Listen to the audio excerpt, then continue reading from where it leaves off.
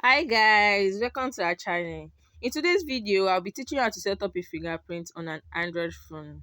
Let's dive in guys. Go to your phone setting app. Scroll down and select security.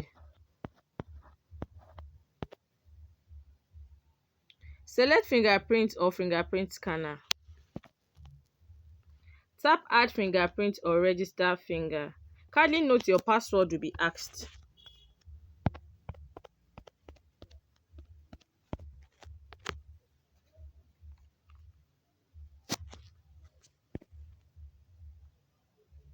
Follow the on-screen instruction to scan your fingerprint.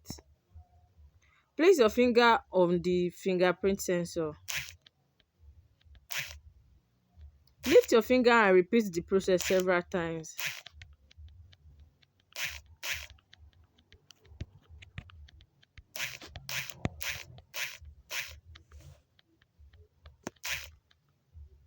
Fingerprint scanned successfully. If you find this video helpful, like and subscribe. Until next time. Bye guys.